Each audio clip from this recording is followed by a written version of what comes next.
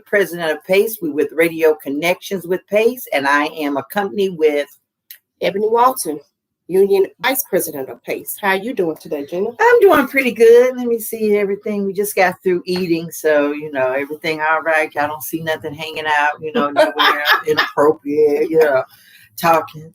But anyway, thank you guys for joining in, for those who's joining in, listening, and for those who's watching us live on the podcast on YouTube, where it'll be Radio Connections with PACE Union. So you can come in, you can chat in, and whatever. We'll try to go back and forth and looking at our phones to see if anybody has anything that's listening and would like to say something. Or you can go ahead and put it in the chat if you want to say something or have us to say something. Or text us or email us. You have our email address, Exactly. Okay, with the city email. And you also have phone numbers. So let's start off with the prayer inspiration. Do you have a prayer inspiration today, Ebony? A prayer inspiration? Inspiration is something. We have some sick folks, and we want to just make a mention of the people that's sick. I have to put my glasses on. We'd like to for you to keep in prayer on your prayer table or at your church, or all of those who have a prayer team. Keep in prayer Dolores Tucker, Elsie Jefferson, Evan Jefferson, Shauna Long, and those are friends of members who are out sick and relatives sick. We also have some members of the city of Atlanta. Miss December Thompson, you guys, she's lost her son. So let's keep her and her family in deep prayer. And we definitely need to send something to December from the union, expressing our condolences. Also, Mr. Rodney Evans, who lost his father recently over the weekend, I believe it was. Where December lost her son over the weekend. So it was very sad when I got that call. Shout out to Benjamin Martin for keeping in touch with everyone in the city, that appropriate personnel, to let them know and alert them of what was going on. I think you guys took that call, didn't you? We did. You didn't know who it was until me and you got together. Today. See how cohesive, all of us worked. But you all got that call. We did. I got the call because she was a member, but it's a sad situation. I'm a mother and you're a mother, and just to lose your child, regardless of how, who, what, when, and where. Yeah. That's a horrible thing to feel. Losing anybody, but a mother losing, we're supposed to go first before your children. That's what you would want to think. So that's a hard. So prayers out to Miss December and her family. Yes. We will be reaching out to you, Miss Thompson. So the song of the week, since we had a lot of this, will be "I Look to You" by Whitney Houston. Because we don't have the rights, we can't play the song, but we're going to get some of that as we go on, where we can play a little bit of something. I like to ruffle the feathers a little bit, Yeah. But just YouTube, "I Look to You" by Whitney Houston. It's a real good song. It is a nice. When I be going through, sometimes I'll listen to it. Yeah, and it's good. And the video is very serene too. It is. So that's cry. Yeah, I do. So, yes, please remember them in prayer. And anyone else that's out there that we didn't get a call on or names on, that's going through some troubled times, had death in the family, we definitely will keep you in prayer. Just let us know. We love you all. City of Atlanta family and your family and friends are part of our family. Movie of the week, Mortal Kombat 2021. I haven't seen it yet, but I've been getting a lot of texts about, why don't you mention movie of the week, Mortal Kombat? I hadn't seen it yet. I've been seeing the clips on it, but I said I have to sit down and have the time so I can just watch it. But I want some movie theater popcorn, and no movie theaters are open, so I can get I just want the popcorn. I come back and I watch my movie theaters are open. I've been looking for the one down Evans Mill. Oh, well, I don't know about on this side of the world, but I know up there, up north. Oh, okay. I'm sorry. My bad. Okay. In the other area, the lighter areas. Up north, the movie theater, you just go in and buy some popcorn and come on out. Well, I need to find some. Yeah, I've done that. Popcorn. Just go in. I just want some popcorn. That's it. And then come back, cover it up, come back home, sit down, you got your movie theater popcorn. My kids knew how to get me. If they wanted me to shut up or get out the house, stay extra hours out somewhere, they come back with some popcorn. See, and I won't even fuss no more. Oh, that popcorn be so good. Yes. But they used to give me, I got cholesterol issues. Oh, no. And I got to have my butter. Let me tell you something. I tell them, like, put it halfway. then put the butter on it, then put some more top on it, all then the put way some butter through. on it. Oh, I got to have the butter. Have it. And then I'd be sick as a dog later on that night. It's okay. It's it normally don't hit you though until about early in the morning. Love butter. Why does it do that? It take that long for your body to maybe digest corn stuff? is a little harsher on you. Corn is not like regular breakdown foods in your body system. I think, I don't know. I'm not a nutritionist. Well, I had to that's what the thing. Give it up because I was eating it so much till I could feel my heart flutter. Really? Sometime later on, I'm like, let me just leave that. But that's why I quit going to the movies, and I got the Roku, and I haven't done the Fire Stick yet. I have it all. The Roku, you got the Fire Stick, the Amazon. Don't tell everybody. Did you get it broken?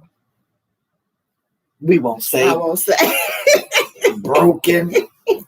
Okay, so let's do some shout outs. Hey, President Biden signed a bill. Yes, he did. He signed that bill and to enforce companies to allow employees to form unions and work with the unions. Yep. That's a kudos clap. That's a plus.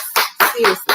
That means that no employee, you're against the law, a federal offense if you try to engage by stoppage of unions or by holding up people that want to employ with unions or anything negative against a member in a union. That's a federal offense. And guess what? We will come after you. So please, unions. It's a good thing, though. Like last week, unions just got a bad name through certain channels and certain people that don't understand fully what the union does and what it represents. So it kind of got a bad name for it. But the union is supposed to bring positivity to the workplace. It's supposed to bring unity between the employee and the employer. Absolutely. That's what it does. So I don't know the other unions that are not doing that. Well, that's because either one, the leaders don't understand what a union is for. That's a lot. Or they came from an environment that doesn't have leaders. Because, Georgia is a right to work state. Exactly. However, I think that's getting ready to change with President Biden in office. I hope so. And, they don't want to be called, when you're not doing the right thing, unions call you out and folks don't like that. Yeah. And so the thing is with unions and what they call labor management, with the city of Atlanta, the majority of the time, PACE operates and works with employees and department heads when employees are allegedly done something wrong, and we make sure that their rights are protected, the civil service rights, or that the progressive steps of discipline, which is in the code, legislated by council, that is followed appropriately. And that's the point of unions, because we have some employees that are afraid to speak up because of retaliation. They've been abused for so long. That's right. And they are getting terminated wrongfully. We have some people that can't speak fluently and stuttering. And then you got that overpowering leader, because I've been in meetings with that, where they don't give that person a chance to talk before they ask them a question. And before that person, can finish their sentence, they don't cut them off and said something else. So in the end, they don't have appropriate dynamic representation. Yeah. And a lot of times with PACE, we go before the administration, or at times her or his representatives, or who they acknowledge us to meet with, which at this point under this administration is the labor management, HR. And we would negotiate with them or talk to them or lobby with them about things. And we will go to council. Council also puts us on their agenda every year for budgeting. We call the and that's coming up, isn't it? Yeah, it's coming up. I think it's in May. We better check the calendar. I believe it's May. I got an alert. So we got to be prepared, because we're going to do a Zoom thing again for PACE to be before council. And so we do a lot of good things. PACE we got the 911 folks raises, and we've also lobbied in the past for employees to get raises. And we're trying to lobby now for you guys to be considered first responders.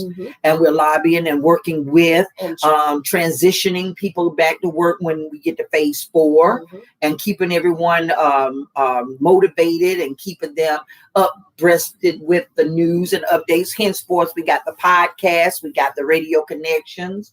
And so the union for PACE does a lot of positive things. It's just when you have leadership that just not interested. Or they don't understand. And employees, you are to be very welcome now to want to join a union. because we are your voice. And the more in the group, the more that we can speak on your behalf. And that's what they don't understand. Now, I have some more applications to submit also, but a lot of the times when I'm talking to them, their thing is now, well, they're going to represent us anyway. Mm-hmm. They're going to fight for us, whether we're in a union or not. But it's not even about that. It's about, if we have 200 employees, and as you say before, when we go before city council, if we only have 50 that we represent, that's not the majority. So they're not going to really hear you out as much as they would if we had 200 employees and we had 150 members. Well, like in your 911 situation, yeah. Look how long we've been fighting for that. Exactly. When we started out with 911, we only had a handful, and now we have, and now we got nearly almost everybody. Mm-hmm. And so now the more we have a voice, and look what we've accomplished, Mm-hmm. because you got everybody supporting what I'm saying and what you're saying, mm-hmm. the council and administration. Mm-hmm. And now you want to share what the union is trying to propose to city council, revamping some things with the process of 911, or? Well, I'll let you share that. Well, we're trying to so with 911, we have a certain amount of people on the phones. Mm-hmm. But since COVID and since the Black Lives Matter movement or the civil unrest, and times just have changed. Whereas we could use on the evening watch shift, 12 call takers would be a good shift of an amount of calls. But now we're averaging over 1,200 calls a day from 3 to 11. 12 employees is not going to work it. It's not going to make it. So we need to up that amount of 911 call takers on the 911 side to answer their phones. So we don't have that many calls standing in queue or any at all waiting to be answered. And that's a problem. That's a problem that we've been trying to address for a while. But again, we are short staffed and doing what it is that we do. Some people realize that after they get in, it's just not for them. But if we can get that number up to have more 911 call takers answering the phones and then just be a little more prepared, it's better to hire more for a 911 center than not, because somebody's phone is going to be unanswered. And that could be the one with the house fire, or it could be a death that could have been prevented. Something, you just never know. So we want to be more proactive than reactive. So we want to change. It's time to change the platform. It's very much so. And we mentioned this, Pace, and what Ebony is talking about is that we've spoken with the council person from the public safety, mm-hmm. Mr. Dustin Hillis. Thank you for reaching out to us as we requested and had our meeting. We reached out to Major V, and we talked to several people, and regarding that I just suggested, as far as Pace is concerned, the union is saying it's time to change your platform entirely. It is. Maybe it's time to look at, versus having 12 on a shift, you might need to start having 18. Mm-hmm. Just revamp the whole 911 process, because since this changed, this platform, you all are still operating from back whenever. We are, and it's not working. And it's not because you'll call the citizens are moving in and exactly. migrating. More people are here. We have more activities going on here. The Tyler Perry studios, actors are coming in. Yeah. Everybody wants to run to the land of milk and honey of the city of Atlanta. It's like the little New York and a little Hollywood, LA, and all of that. So all of things are happening more than it used to happen. So yes, it's time to look and change your platform. Do we need to extend out 911 call center? Yes, we do. Which means you might have to, I'm never being just literally speaking or, theoretically speaking, tear down the walls and expand it out, put more desks, get more people in versus what you have now. Yeah. It's time to do that. So one person won't be berated with a bunch of calls, with 2,200 calls. Yes. We had over the weekend, I think it was Friday night, we had 5 or 6 call takers on a Friday night. On a Friday night. So we already know we're not going to, there's a quota that we have to meet to answer the calls by a certain amount of time.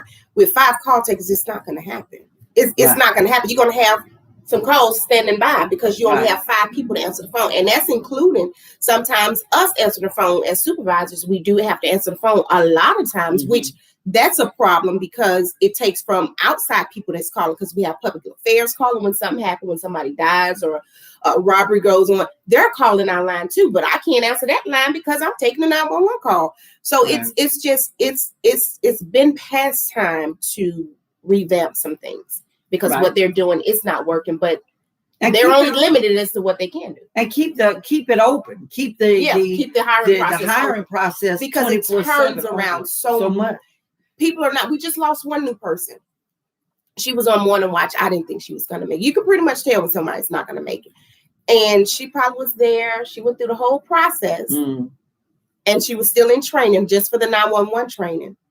And just left. She couldn't do it. And you really don't know till you get there. And then we talked about incentive programs for the ones that's there, or even a hiring bonus, like in the military. Yes. I know police does it, but in the military, they give you a hiring bonus for certain things. And so with 911, if I wanted to become a 911 dispatcher or call taker, I will come in and you'll give me $1,000 bonus or something just to becoming one, as long as I sign and say I'm gonna be there at least 2 years or a year. Exactly. I think it should be something like for every 1,000 or whatever you get, you have to stay a year. Yeah. And if I leave or quit or get fired before that year, I have to pay. You owe it back. Yeah, because it's extensive. The training program is a very extensive program. The city of Atlanta is different. We have way more citizens than any of the counties in the state of Georgia. So it's a lot more, and we can't do all job duties at one time. So the call taker can't do the dispatching and the call taking and run HCIC and fire. We have it all separated in different parts. We're all in the same room, but it's separated. We have a 911 side, a fire side, a police dispatch side, and our ACIC side. And also our detective radio SOS, also 2 different ones. So, I mean, it's time for. And I think the call takers and dispatchers should be independently, they used together. to. I think that just because I become a call taker doesn't mean that I gotta be a dispatcher. Yeah. I think at the beginning, it should be like entry. You come in as a call taker. And then if you want to become a dispatcher, that's like a added responsibility. Yes. And then you should be able to get more money, an incentive because of that, to be dual, like the combination inspector. So it is to a sense, but they hire you in as a dispatcher, but you go through the process, the steps of call taker, then dispatcher, then your fire trainer, whatnot. But I don't think I'm sorry. I don't think it's not COVID. I don't think it's I had to move over. I don't think it's they're not hiring just call takers. Well, when I started, I think they had just done away with it, but they still had some people in there that was just call takers. That's all they did. And a lot of the employees, that's all they can do. Sometimes they don't want to go to the other side. So, and we mentioned this, and also you can use that same strategy in sanitation. You can in the public works and fleet, just anything that you can do about, incentivizing, new employees coming on board and retaining retention bonuses for your good employees that's still there, expertise. Some people at this day and time, after 20 and 30 years, they don't want to retire, especially if they're young, because some of these folks have been with the city of Atlanta since the onset of their first job. And so they're still young. Oh, Lord, we need to do a COVID test up in here. Let me get her some water. I got my hot tea. Oh, maybe she need to put that hot tea. Now something going on over here. And I'm getting ready to drink my water. So, yeah, I don't know. They'd have to, they need to think about that. I mean, well, once it's been brought up to city council, they can present it, and hopefully they'll do that, because a lot of people, we still have, like I said, about 2 or 3 that are just called. They will not do the dispatching part. So why are you coughing and getting it together? Because we just ate some spaghetti. So it could be that spaghetti is up in her throat. I don't know, but see, she might need to just step away and just do her coughing out, come back. I want to shout out some gossip. Let's do a little gossip before we get to the story of the day. And the gossip things is called Things You Didn't Know. 10 Things You Didn't Know. It's on YouTube. If you ever go to YouTube, just pull up, say 10 things you didn't know, and figure out, they got a whole bunch of stuff. So at this point, I like to share a few things that I didn't know. I think it's kind of funny and it's cute. It was really wild. My daughter turned me on to it. But like one, when you eat your banana, I always, at the top where you break the banana apart, I always open my banana from that portion. Okay. Do you do that? It depends on how I can get in it. Sometimes I have to cut it. No, that is not the way to open a banana. You're supposed to open it from the bottom. No. The bottom. And they showed a picture where monkeys that normally opens a banana, that's where they open it from. And when you open it from the bottom, not the top where that little hook is, you open it from the bottom, and it also gets rid of the little strings. Oh. I didn't know that. Not sitting there like that, that's one of the things. And then the Coke, you heard about the Coke, the little tab where you open it up, that little hole in the tab. That's actually to use a straw. So you don't have to drink out of the can. You stick the straw in that hole and it doesn't be moving around. You trying to catch it and all that. And I didn't know that. Also, here's a good one I didn't know. Microwave food. When you microwave food and you put your food in there, like say spaghetti, right? Yeah. And I just throw my little plate of spaghetti in there. And then sometimes when I think it's done, I put it on a minute and then you eat it and in the center it's cold. Well, what they're saying what you should do is put a hole in it. Take your spoon and just move the food around so it'll be a center empty so your microwave food can heat evenly. You ain't got to worry about it in the center. Didn't know that one. Also, did you know that the lids on the fast food cups also serves as coasters? I got to try that one. I did not know that. So I was wondering why all those grooves, on the top when you go to McDonald's or Burger King and you have a lid on the top and they got those little grooves and crevices in it. Well, you flip it over and it serves as a coaster. So you won't have to spill it anywhere and you don't leak it anywhere because, sometimes it leaks on stuff. Pots and pans. And here's a good one for the cookers out there. Pots and pans that has a hole in the handle. The long handle. Oh, yeah, the spoon goes in there. Oh, you know that one. I'm a cooker. Well, see, I'm not a cooker. I didn't know that. But for all of you all out there, that's what it's for. I did not. I'm sitting there with my mouth hanging wide open. Can you believe it? Now, here's another one. Here's a big one. The big pens? The big pens, the writing pens that got the caps on it, got the hole at the bottom of the cap. The big pens that come in blue and black, the old big pens. And you pull it off and it's got that little pointy thing, the cap. It's got a hole at the bottom of the cap. Well, guess what? That hole is to help breathe if a child or you happen to swallow it, because a lot of people eat it or be nibbling on it or kids get to it. What you mean? It's a safety precaution. Oh. If a child gets that cap and swallow it, the hole allows they can breathe. Oh. I didn't know that. I didn't know that either. So it's a lot. I'm not going to go on. Well, I do have one more, just one more. Yes, and then I promise you I'm done with this. I was just so elated. I sat up all day yesterday just listening to this stuff. So you guys go to YouTube and check it out. Here's one that gets you. Your blue jeans? Yeah. Bet you didn't know what that little piece of pocket, that little pocket that's inside the pocket. Bet you didn't know what that was for. What is for? It's for pocket watches. Did you all know that? No. It's a history behind it. I don't know. I couldn't write down all the history, but way back in the days when they first started making these blue jeans, pocket watches was what was happening at the time.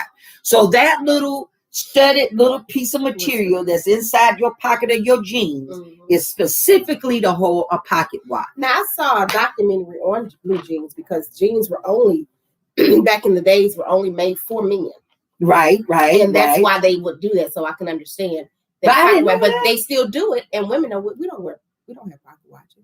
But I didn't know that, but it's still there. And the pockets were actually for men purposes too. Right. But it get carried over once they made pants for women. But they didn't think it was real feminine. And it used to be a big thing about it. But if you look at women's jeans, they don't have that. A lot of them don't. The pocket watch? The women's jeans, a lot of them don't have pocket watches. No, they don't have the swatches there. Yeah, some of them, not all of them, but some of them. But those are just some things I thought I wanted to share with you guys. It was so funny to me. But if you ever go on YouTube, and I think you can. It's called 10 things or things you didn't know. Just put in search engine things you didn't know. It gives you a barrage. I didn't see one more. Remember the Metro Goldwyn, the movie thing with the lion in the big circle, the lion or tiger's face. That's actually a person laying down inside of this frame with a big old tiger face costume on it. I didn't know that. It's wild. All these years I'm thinking it's a real tiger that they got tamed just sitting there. But anyway, I thought it's cool. So you much. guys, it doesn't take much for me to do something, No. laying up in that bed, just looking at stuff to me. I like That's comedies. But go to YouTube, go to the search engine, and just look for things you didn't know. You'd be surprised at a lot of stuff. Yeah. So, what are we talking about today? What is our hot topic today? The hot topic? Yes. You have the hot topic. The hot topic, well, what we already discussed it about the union, everything. With that was the gossip topic. We call it the hot topic. Yeah. So I'm going straight into we try not to do like Wendy Williams. How you doing? No. We don't want to do that. So she calls it hot topic. We call it gossip. Yeah. Okay. So yeah, we talked about now he hadn't said anything about the student loans yet. We haven't gotten any of that information just yet. But we wanted to jump into the professionalism, remember? That is our actual topic of the day. So, because we talked about corporate, what was that slogan you said about the corporate? What stays in corporate America? Does what stay in corporate America? No. Stay in corporate America. Yeah. What goes on in corporate America stays in corporate America. Does it? No. It should not. It should not. It should not. No, it should not. Because corporate America is actually what we should be modeling, those different behaviors and not policies and procedures, but those behaviors and professionalism. That's the whole thing. So I noticed that once some people don't even know how to write a resume. Good morning, Tamara. We see you out there. How you doing? Afternoon. So that's the beginning part of being professional, right? Your resume. Your resume says a lot about you. It's you selling yourself on paper, number one. A resume should be very neat. It should be I don't know the font, the correct font. I believe it's going to be your 10. But it can be a lie. You know, I'm not. You're true. You're right. But as long as it's neat, long as it's presentable, and you have your address, your information on there, everything that you've done, somebody else is talking about. Go ahead. Communication. We're going to get to that with professionalism and communication. Definitely. You have to be professional in everything. And then I got a story. I always say tenfold, so I don't care what you say. No, we working on this tenfold with her. But your resume should be your representation on paper. Okay. Right? Then once you go to your interview, let's talk about interview. I remember seeing someone come down to our department because now they have the people they used to. I don't know if they still do. They had them coming down to where we work at to do their interviews. And I saw this one young lady and she had on, I didn't know she was coming for an interview. And 90 seconds. That's for the blog talk, but nobody's on there. So I wasn't sure what she was there for. So I asked her what was she here for? You know, I introduced myself. She said, "Oh, I'm here for the dispatcher interview." She had on some flip-flops. Oh no, she didn't. Some spandex pants and a tank top. That day I was glad I was able to tell her. I said, "Well, I'm sitting down here to let you know that the whole process has been rescheduled." And I said, if I can give you a little bit of advice, look online and write in what to wear for an interview. I said, because it will not be what we're wearing today. Flip-flops is a no-no. You don't wear flip-flops. But they don't give classes on how to do that. Nobody. Not in school. No. You know, we used to take business etiquette in school. You did. They don't do that anywhere. It was home ec, right? It home ec or business etiquette. And because I took typewriting in school, but versus cooking. Yeah. But the thing is, well, that's why she cooks and I eat. Okay. So that's why I got the dingle. But anyway, so there's no proper teaching of that. Just like they don't have cursive writing anymore. Okay? No, they do not. No more cursive writing in class. None of that. No, they do not. And so when I hired my staffer, and I was wondering why they couldn't get everything done for the directive that I was giving that person. Mm-hmm. And I was like, why is this job not getting done? And then finally I had to call him in on a 101. Yep. He said, well, Miss Murphy, I don't understand what you're writing to me. Huh? Yep. I don't understand your cursive. I said, are you kidding me? I did not know that. And it'll blow you away, right? It blew me away. So now, but it's not his fault. They just stopped teaching it in school. So now I have to type or I have to print if there's something I need to communicate with him. Now, then I had a girlfriend, she's in management with something else, and she tells me some of her stories.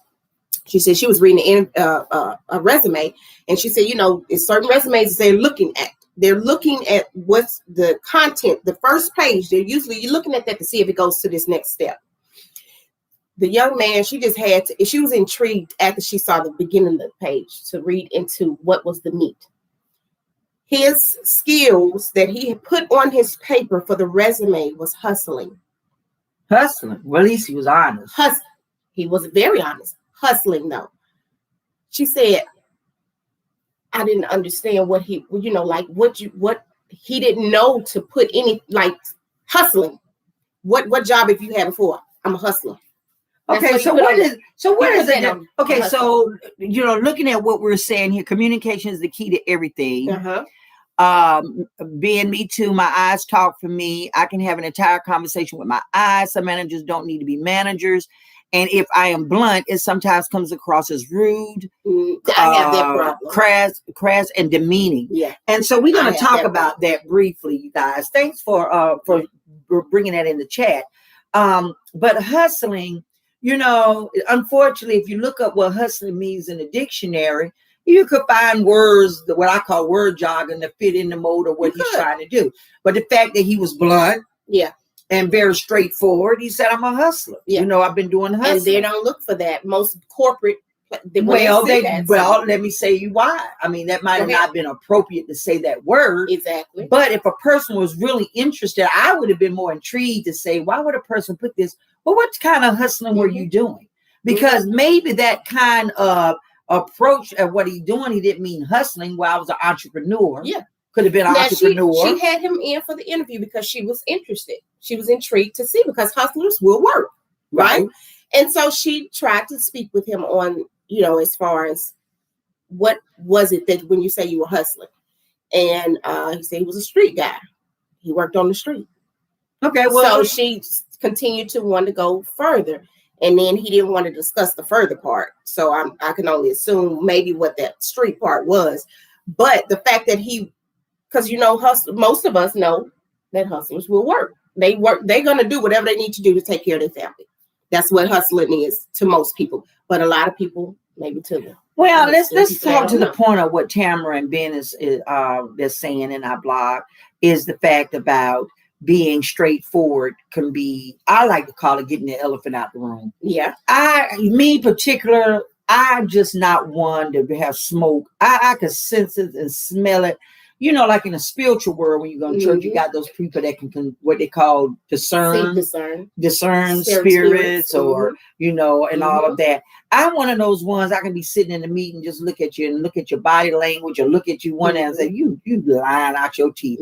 And I'm not. But you wouldn't just say you lying out your teeth, would you? I'll tell them they're being untrue. I feel you being untruthful. Well, see, there you go. But that's me. Sometimes, yeah. And you have. Sometimes you have. I have said that that you're lying. Yeah. In a meeting? Yeah. How did I say it? You lying. And I know you lying. But I mean, certain things, it's different people that you in meetings with that you can talk certain ways to too. That matters too sometimes. But as long as it's being professional, then that makes a big difference. But we got to know what professional. Well, to me means I'm a pro. You're a pro. I figure it out when you lying, and I'm okay. You're lying. But to their point, people that are not comfortable with their own leadership and their own style of leadership, or know their job, or know how to lead, will be the ones that will figure out a person as being very straightforward has an issue, and they're going to say what Ben and Tamara, what we were saying, our people on the podcast is saying that they find them saying they're being demeaning, or they're being this. And a lot of times I tell our members when they're trying to explain themselves, here's my theory. if you're sending an email, and this is what I was trained back in the day when I was in school, when we started with emails, when you are sending more than a two paragraph, unless you're doing a project and submitting documentation on a project, which should be in PowerPoint presentation, or you're highlighting or writing up minutes. If you're having a conversation with more than two small paragraphs, that's a meeting. Yeah. That's not an email situation, because the way you write is maybe how you talk. It is. So a lot of times it is. I will go back before you send an email out, stop, take a breath, sit back, reread it, or get a third eye. Get a third eye to look over it and to make sure that what you're saying, how you're saying it, is not going to be perceived on the other side as being negative. And that's where a lot of stuff is coming, where we do all of these email wars back and forth. It's not necessary. Pick up the phone or have a Zoom meeting or have a Teams meeting for the city of Atlanta that you need to have, and then you document. And what I normally do is, when I have a phone call, I will send an email to that person right after that meeting and say, per our conversation today at such and such time, this is what I understood you to say. And that's the proper way to communicate. And then I will say what I thought. And if that person has anything different to say, they would re-email. They should. Yes, they should. Because if you don't respond and I put a read receipt, no, you got it, then what I'm saying in that email is what you're saying. And put a read receipt on all your correspondence that you send to people. Trust and believe it comes back to help. Oh, I didn't get it. Yes, it does. Yes, you did, because it opened up on such and such a time. Do a read receipt. Now, when I said about the 10-4, if you have that's a military term. 10-4 means copy and receive. Got it? Understand it. If you have one of these hard to do managers, y'all just don't get along. There's supervisors, y'all don't get along, and they give you directives or something that you got upset about, or, instead of you responding back, just say 10-4. That's what I do. 10-4 and send it back. And like I said, I just say receive. You say receive. What's the difference? 10-4 receive. Receive. The same thing to me is I received it. I have it. That's police language. When we give them a call, if they have it, they'll tell you receive. Same thing back to us. If we got what they're pulling it's receive. We have it. So that's police talk. And then that's your military jargon. Your military jargon. Because 10-4 helps me personally when I'm pissed off at you. Yeah. It's like 10-4. It gets up for that. But then at the same time, it's like the same time is letting the other person know copy and receive. I got it. That's it. But when I say receive, that seems so blasé to me. Receive. Well, that's what they teach. But that's on the police side. And see, the 10-4 to me is strong. Really? No, not strong. It's still a different tomato. Yeah, but it's still the same thing. But the point is, don't go back. Well, I told you this yesterday. Even though you might have told him this yesterday, and if you want to make that point, what you do, find that email and resend it and say, I'm sorry, you may not have gotten this, but this is what I did send to you on blah, blah, blah. Something like that. Is there any difference? Let me know since this email was sent to me. It's just ways that you get pissed off. I know sometimes, and we got a lot of folks chiming in. Let's see what we got here. Some managers don't need to be managers. We've said that in every podcast. You're very, very blunt, but it is good. Oh, somebody said, I'm blunt. How am I blunt? Because you are. I learned that from you. I just learned to say receive, to not get upset or to bridle my tongue. And I like receive. It's just kind of, but see, that's my personality too. But again, that's how, was that some noises you or something? What did you do? Don't even stop. That's you? Don't even try to throw it off of me because you was coughing over there. But it just makes sense to me for, hey, I got it. I received and put a period behind it. I'm not putting a question mark behind, anything else. But if it's something that I don't understand, put a period behind it. I just put a period because I'm done. That's when I'm not. The period means I'm mad. That's how you just said that, because I'm done. Yeah, the period is I'm mad. Period. I'm mad. Period. I ain't gonna say nothing else. I received it. My period is in between the 10 and the 4. That's it. So, but your attitude matters. And the attitude comes across in emails. The attitude comes across in your facial expressions, your body language, everything when you're in the meeting. So when you're in the meeting and when somebody is in the meeting and this is what they're doing, what is that? What usually is that a good sign or a bad sign, or it just depends? I do that a lot because that lets me know, listen, you just got on my nerves, and I'm just gonna sit here and listen to this bull crap that you talking. Yeah, that's my body language. That's my body language. And when you get through talking the bull crap, then I'm just gonna stop. Okay, now you just say it. Yeah. And I'm coming for you because I'm listening. One thing I do, I might be blunt, but I'm going to listen to what you're saying. Yeah. You can never say that I misinterpreted what you're saying wrong unless you said it wrong. Because I'm hearing everything you are saying. And sometimes I'll jot the notes down what you say. And I'm going to give it back to you. And I'm going to give it back to you. I'm not going to add anything. And I'm not going to take away. If you notice, people that are not good with communication, those are the ones that you have a hard time with because they don't know how to handle you. Yeah. So they'll say, well, you're being blunt or you're being disrespectful. How am I being disrespectful? I have this one supervisor. You think she's listening to you because she might appear to be listening, but she's not even listening at all. And then sometimes she's not listening because I can't. One of my pet peeves, if I'm talking and I'm trying to express myself, we're in a heated conversation or not even heated, just a real good conversation where I'm trying to get a point across, and you cut me off while I'm talking. You're not even listening. You're not listening. And that's what's happening. That's a problem. Like I'm doing just not cut you off just then. Yeah, just like you just okay. Yep. See how she just cut me off? Just cut off. Just cut me That's off. What happens. But it happens. And then to that person that you cut off, you make them feel like they don't even matter. And now they're gonna sit back and then you know what? They're done. They're not gonna say anything else. And so they're gonna let you have the floor and then let it go on. And that's it. Well, one of the let's see, Miss Williams said, crossing your arms means I don't care what you're saying. I am done, but I am listening to you. Yep. Absolutely. Yep, that's it. Because by that time, when I get to the point where I'm crossing my arm, I am done. Because at this point, I don't feel like arguing with you. I don't feel like belittling or saying anything or bargaining with you because you have shut me out because you're not having good communication skills. We're not going back and forth.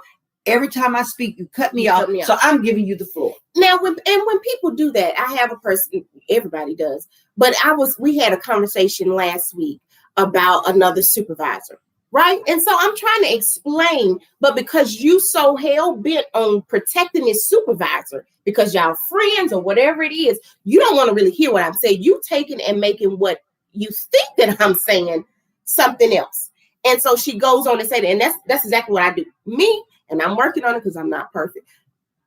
When I'm cut off, when someone cut me off, when they're talking and I'm trying to express myself and you don't want to listen to me, at this point, I don't just fold my arms. I'm going to fold my arms, but I don't just do that. I say, you know what? This is not going anywhere. I'm done. And I dismiss it.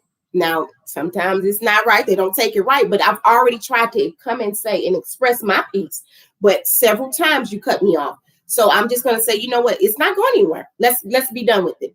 So you need a mediator at that point. You need a mediator. So what are you folding your arms? What are you folding? My arms. Your arms. What? You know. I heard that very well.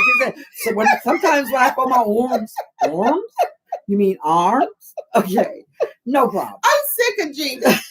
I'm sick of you. Tamara, is that meaning I'm being blunt? I'm sorry. I just couldn't let that go by. She's talking about the way I talk. Yeah, well, see, that is a communication issue. Tomato. It can and be. Somebody can say one thing and then another person doesn't understand it, but another third eye or mediator can turn around that same statement and say, oh, okay, I understand what you're saying. Mm-hmm. So, but that comes from not listening. Mm-hmm. And a lot of times we have members, I find this all the time when we represent people, that at the end of the day, it's all about lack of communication. Lack of communication. And I feel that should be a mandatory training. It should be. Just like sexual harassment, flagger training, how to communicate effectively with supervisors and employee to employee. Now the city do give us those communication classes, right? But it's not, for us it is. However, it's not extensive as it should be. Like showing me what is effective communication and what is not. Just by telling it to some people, they reading off the paper and then they checking off, and then you get an A for that class and you're gone. It's 8-hour credit, you're good. You ain't really there. But we have supervisors. I had employees tell me last night, this one particular supervisor, and a lot of people have problems with this particular supervisor. She walked into there and she asked her, did she want to stay over or something? And the employee was like, I'm sorry, say it again. I'm not going to ask you again. Either you're going to do it or you're not. All she asked you to do was repeat yourself, because either she didn't hear you or she just wanted clarity on what she heard. But this particular supervisor, that's just how she is. She comes into the room. When she comes in, she doesn't speak. Home training for me, when I walk into a room, period, you speak. Business training, when you walk into a room, especially if it's a supervisor to a supervisor and you guys have to communicate, you communicate, whether you like them or not, something, because you have to give them the information, or they have to give you information, be passed along from that shift. But this particular one, she doesn't. She tries to work on it, but it's just not her thing. It's time to move her, because at this point, you can't just have bad leaders and people just continue to do that. They watch. You can't continue to do it. It's time to either move you into something else, or send you to training. And sometimes you can't train people. You can't after a certain age, and people don't, if they don't see that they're at the fault, you can't now, train. Here's my thing. As a leader, now if we're co-workers, politeness would be to come in and speak. Yes. But you don't have to. No, you don't have to. But as a leader, it is your incentive to speak to your subordinates. That's part of your leadership. You don't come in there with an attitude and don't want to speak to nobody.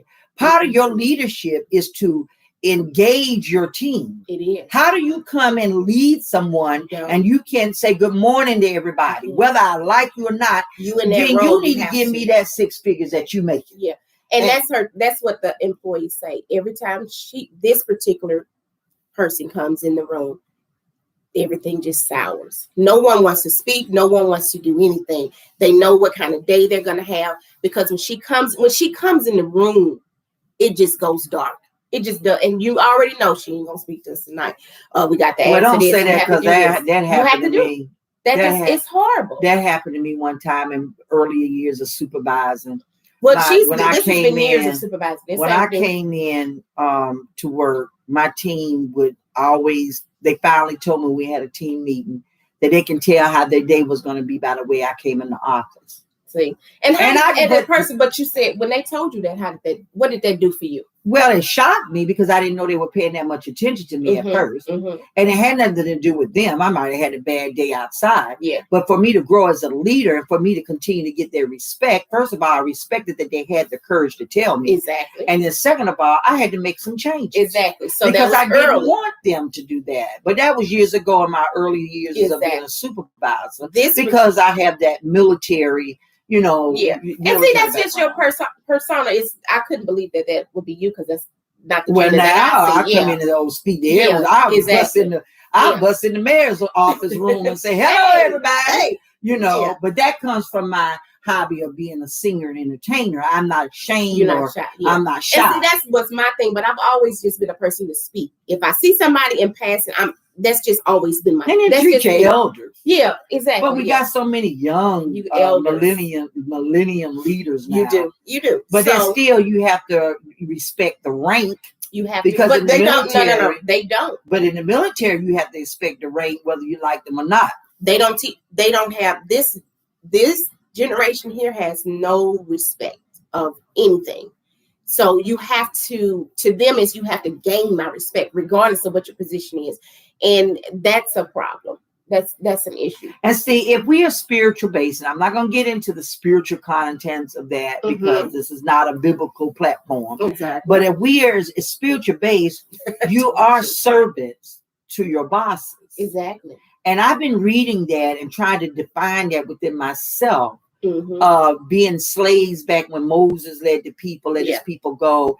But you still had servants. You had jobs of people being servant. You had to be servient to your bosses. And at this point, this is why I'm telling employees why the union is so great. Because if you're one of those employees that are what we call servants to our leaders, and we have bad leaders, like Pharaoh, we have bad leaders, then if you cannot feel comfortable to speak, I'm not saying that the union is Moses. Don't get me wrong.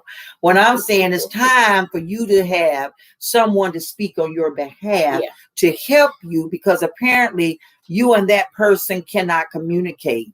I don't like liars. And yes, I will call you out. I don't like people that's sitting up there half telling the truth. Exactly. I want you to sit there and tell the truth so we can get this over with. And when I cross my arms, yes, at that point, I'm waiting on you to finish, because one of us can't have to speak at one time. Yeah. We cannot not speak. And so I was in a meeting one time with a leader, and and representing an employee, and HR and all of them were there. And every time she would speak, I gave her the platform. But every time I speak, she cut me off. And I got to the point where now I'm getting pissed off. And I believe HR could see that in my face, because that body language, okay. And I sat there and I crossed my arms and I said, I'm gonna let her have the floor. So when she finally had the floor, got finished, I said, now, can I speak without interruption? Yeah, then you have to do that. I said, can I speak now without interruptions? And as soon as I spoke and she opened her mouth, I stopped speaking. Yep. You interrupted me. That's right. So then HR had to say, listen, she let you, let her speak. They couldn't handle it. She got belligerent. They had to walk her out the room. Yeah. So case closed. Yeah. So now you're showing me where the credibility is. My member employee has more credibility than you are. If you can't sit across the table from me, how would you do? Who are you looking at me to be? At this point, I am across the table from you as a union official. So I am on the same level as you, and you're going to talk to me just like you talk to your employee. I'm not having it. And it's a lot of times what I find is, like, as always, is some different communication. It's just a mix up of communication. There was an employee I had to meet with, and she just went off and said that you harass her, and that not you, but myself. I'm tired of harassment and everything. But the employees have to understand that as a supervisor, and I have to understand it as my managers, they have jobs to do. So if my job is to make sure you are obeying the rules and regulations, and when you don't do that, then things happen. If you're supposed to be on time to work and you're not, and you have a whole slew of dates that you sick out or whatever, something has to be done. We can't just continue to allow the behavior or the bad patterns to continue to go on. So either we start giving you a reminder, hey, well, look, this is what we see. It starts as a reminder, then it goes on to a council form, then it goes on to something else. But if you're always getting that, it's not because I'm making you late, I'm making you sick out. It's because these are things that you're doing. You put yourself in that the third eye.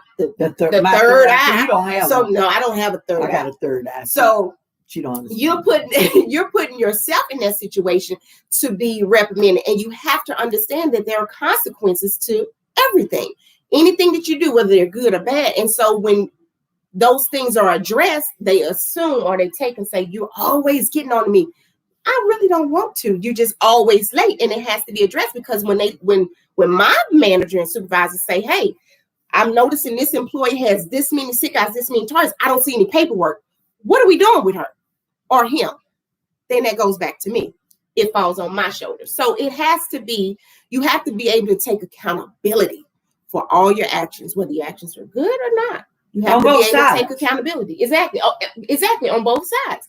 Everybody has to account for something. If you work for somebody, even if you work for yourself, you're accountable to your consumers, your people that buy whatever. If you're somebody that has property or whatever you do, selling something, you have to be accountable for everything. And be honest. And I got to say something. This is kind of funny though, you guys. I got to tell y'all this little quick stuff.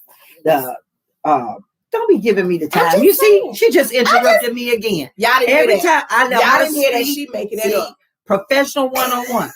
She spoke. What did I do? Let her talk. Soon as I say something, you got 5 minutes. I forgot what I was gonna say now. See, doing exactly what we're talking about. You don't do. Like I don't have the clock and I can't look at it. You don't want to go to 10 things that we didn't know. Put your straw in your can top. But they needed to know that. It's Corona out there. But anyway, let me tell you this quick little thing. When I was going to work for Georgia Power, right? About being honest, okay? And I know my pet peeves and I know my fallacies, what I got going on. It's not cool, right?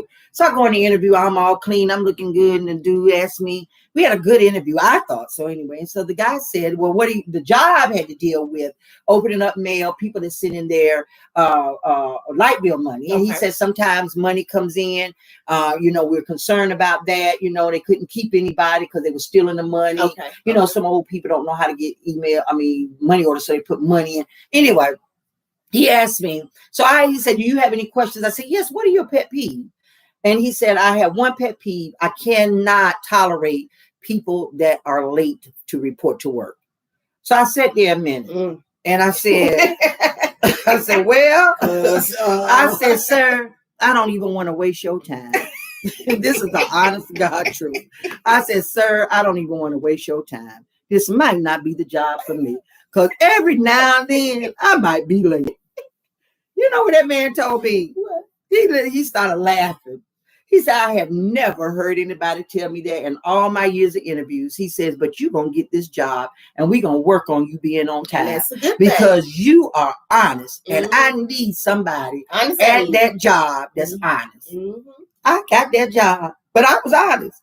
Was I late? Oh, yeah.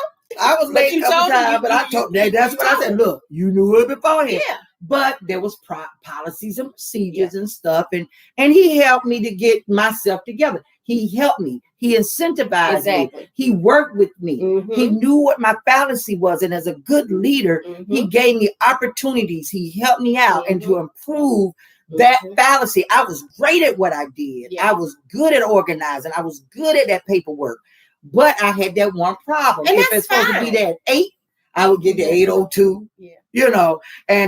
But he helped me with that. And that's fine. You have to do those type of incentives and everything. And the one thing that I know that we brought back was we get these little dollar bucks. So we pull, if everybody get perfect attendance for that particular month, or you don't have to just get perfect attendance. Somebody called you out because you did something good, whatever it is, you get your hands a pull for the dollar bucks. And it could be 4 hours off. It could be dress down day. It could be you get a lanyard or something some things that we want to get, right? And we did that. We've been doing that, I think about 6-7 months back straight. We've been doing really good. We do a lot of incentives. Not want to toot nobody's horn or anything, but I think I've been doing really good. I think that's the time that we give you all. It's time that we give you something. Nobody gives you nothing. It's okay. And you've been doing everything for everybody else. So all of you members out there, Ebony, we need to give her some to show love because she's done a lot for PACE. Just this recent past year through the pandemic, assisting us, assisting me. And to help get these things going. And even at 911 Center, she does it all for them and nobody's recognizing her. And I know I don't want to, but I want to be the one to give you accolades right now in this podcast for all the work you've done. Thank you so much for your support with PACE and all that you do. Thank you, Jean. She just made me real uncomfortable though. I make you uncomfortable. You sat over there coughing like you were about to got the corona, and I was getting ready to get out of here, Medea out. But Tamara is saying there are plenty of pharaohs around. Please let us go. I know, right? There are plenty of pharaohs. I like to call them the snake with 3 heads. Sometimes you can cut off the heads, but the tail is still going. It's still going. Sometimes and you got to find that. Yes, you do. Thank you so much for being for PACE. Yeah, she's thanking you for being a PACE member. Thank you. So have we heard anything about 311 yet? We have not. And you guys, if you are 311 and you're listening to this podcast, or anybody that knows anyone in ATL 311, we did have a group meeting with them several weeks ago. They were very interested. We had a Zoom meeting after hours because they're having a lot of issues over there, similar to what you guys had at your center. And we are so willing to help them get justice done and get treatment done to those employees correctly. please come and join the union so we can speak on your behalf totally. And they have been reaching out. We need to get them because at this point, and to that point where you mentioned earlier about people saying, well, they don't need to join a union because of the fact that they're going to get whatever we do there, get whatever. Let me say and make this perfectly clear to you. With Mr. Biden, President Biden signing that bill that people can organize, we're going to get to a point where if you are not in a union, you will not get certain things. Yeah. Because we will not be able to represent you. In the past, when you get in trouble and want to join a union, we would take your case. Going forward, it's going to come to a point where if you're not already in the union and something happens, we cannot take your application and handle that instance right then and there. You need to make a conscientious decision that you want to be a participant of an elite organization called PACE, which is Professional Association of Government Employees. We are affiliated with NAGE, affiliation with SEIU. And that means that once you join our union, you are privy to all of the discounts that we have, all of some of the scholarship funds that we have, all of the free accidental $3,000 deaf membership for you that we have for your family, everything that's entitled to you as a member of this organization. Anytime you need an attorney, we have one on staff for you. We have 3 reps. You have your VP, you have your executive board, and we will fight for you in front of council. So please stop thinking that mindset, I don't need to pay no dues because whatever they do get done, I'm going to get it. You might be right. But when you get in trouble and you're not in the union and you know they've done you wrong, we will not be able to help you if you're not already in the union. And it's only $16 You're every the pay cheapest period. one going around. $32 a month. That's food. I've been not trying to keep our national from increasing our dues for this reason, because we're not having a lot of money. But the other unions, I understand, are paying the maximum, and some of them are going by what you make. See, different people are paying different things. Ours is a flat rate, no matter who you are or what you are, and you get the same amount of treatment, which is quality representation. And you'll even get me at the table, or you might get Michael Pulliam, who is also a police officer at the time that helps us. Or you get Anna Votto, and you get Rita Cherry. And it is our attorney. A retainer for a personal attorney. Yes, absolutely. I mean, that's the $32 a month. And they go hard. And they go hard. I wouldn't have it any other way, because we are the face of PACE. And we're not going to have anybody sitting up there representing that don't know what they're doing. We got some stewards that just took their steward training, and I'll be sending that out with their certificates to their powers to be, to let them know they're bona fide stewards. We have this podcast that Ebony had set up or did it for you all to be communicating with us every Tuesday. We meet once a month by Zoom, that you're welcome to participate every third Tuesday at 5:30. And you just need to be engaged. And so you'll know what's going on. And just for future reference, let's pass the word right now until we hear something different. We are looking at, we're at stage 2 right now. For the city, and they were bringing us back in, or discussing about bringing us back in when we reach category 4, stage 4, unless that's changed by the administration. Right now we're at stage 2, and we won't be coming back in or transitioning back in until we hit stage 4. That could be as early as July, or it could be later on in the year, depending on the numbers the mayor and her team is looking at things at that point. PACE is asking the city, even when they start bringing us back in, to not do it all at one time. Let's transition some folks in to see how that goes, because it's going to be a lot of people that hasn't touched anything dealing with the city for over a year. And I bet the COVID case is going to go up. It may go up. That's why we need to take it slow. Putting everybody in. We need to make sure that wherever you are, you got those shields, and we got everything in place that we need to protect everybody. So PACE is definitely, excuse me, now I'm catching it for her. PACE is definitely checking into that. So Yes. And if that happens, though, I know the end of July we're doing our shift bid, so our schedules are going to change. I'm not sure what they'll be, but they'll start in July sometime. So if going forward at around July, mid-July, we might have to switch our days. The time will probably still be the same. We might have to switch our days or something like that, but we'll definitely give you guys a heads up before. Heads up with that. But yes. we want to continue with giving the information, like we're going to continue with different things on professionalism for the rest of the next couple of weeks. And then we'll go on to something because like you said, there is no training for any of this stuff. We just, a lot of these 20-something-year-olds are jumping into a working field and have no training. They don't know how to be professional. So if you want to send something out to us to talk about dealing with professionalism, send it in the chat box, call us, email or text us, and let us know. Yeah. And the reason I'm coughing, I just figured it out. She got gnats still flying. Oh, they don't gnats. Swallow the gnat. Well, then you owe me some money because I didn't. That's extra food. That's extra. Well, you guys, we're winding down. I appreciate all of you guys that came online. Let's see if we missed anything. Johnny Union called me. I will help you. Okay, ask me. They help me. And the dog did real good this time. Yeah, you didn't even hear bark. Did y'all hear bark? She gave him some Benadryl. He's been 1 week. We've had that dog, and he's already. She was talking about getting rid of the dog. Poor thing. It wasn't me. I was fine with it, but 1 week, and he's already crate trained. Well, that's 1 week, and now he is sick. Well, that's going to be a good. I don't know what's going to happen when he get older. I hope he smells. Well, that's what we're going to have a problem. Yeah, he's going to be big though. But they are some smart dogs. They're smart. He's been 1 week. Wow. Hey. So listen, we enjoyed you being here sharing the time. Don't forget, next week we'll be talking about professionalism 102.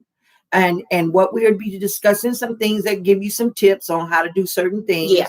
Definitely. And also we'll share some more of the 10 things that you didn't know. So you can also go on YouTube and look in the search engine. It was very interesting.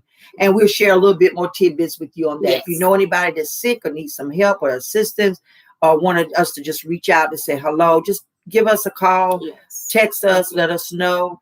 And you all stay safe for the rest of the week. Pass the word that we having this podcast for you guys. And they need to be paying attention. They need to be, getting in on this. It's some good information. We joke a lot, but it is some really, really good information we're trying to pass around so everybody can be on one accord. The whole city of Atlanta employees, we all, at the end of the day, we are one big family. And don't forget, the song of the week is I Look to You by Whitney Houston. And that the movie of the week is Mortal Kombat 2021.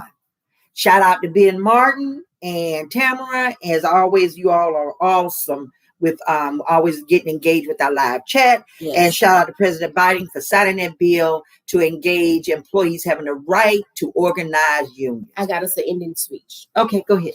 I hope we have been a beacon of hope, educational, and a ray of sunshine to all of you out there listening.